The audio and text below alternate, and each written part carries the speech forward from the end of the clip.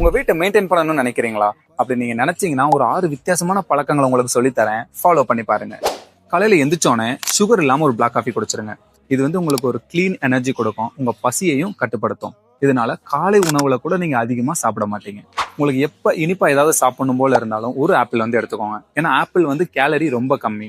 அதுல இருக்கிற நார்ச்சத்தும் உங்க வயிறை எப்பயுமே ஃபுல்லா வச்சுக்கும். நீங்க எடுத்துக்க போற காலை உணவுலேயே புரதம் அதிகமாகவும் கார்போஹைட்ரேட்ஸ் வந்து கம்மியாகவும் இருக்கும். புரதம் அதிகமா நீங்க எடுத்துக்கிட்டீங்கன்னா உங்க வயிறு வந்து எப்பயுமே ஃபுல்லா இருக்கும். அதே நேரத்துல உங்களுக்கு தேவையில்லாம பசிக்காது. கார்போஹைட்ரேட்ஸ் நீங்க கம்மியா எடுத்துக்கிறது மூலமா உங்களோட எனர்ஜி ஸ்டேபிளா இருக்கும். அதே நேரத்துல கேலரியும் கம்மியா இருக்கும். இந்த மாதிரியான நல்ல கண்டென்ட்ஸ்க்கு என்ன ஃபாலோ பண்ணிக்கலாமே. நம்ம என்னதான் கேலரி கம்மியா சாப்பிட்டாலுமே அந்த கேலரியை நம்ம வெளியேற்றி ஆகணும். இதனால வாரத்துக்கு குறைஞ்சது 3 நாளாவது ஒர்க் அவுட்ஸ் பண்ணுங்க. ஒரே மாதிரியான இரவு உணவை நம்ம சலிக்காம டெய்லி எடுத்துக்கணும்.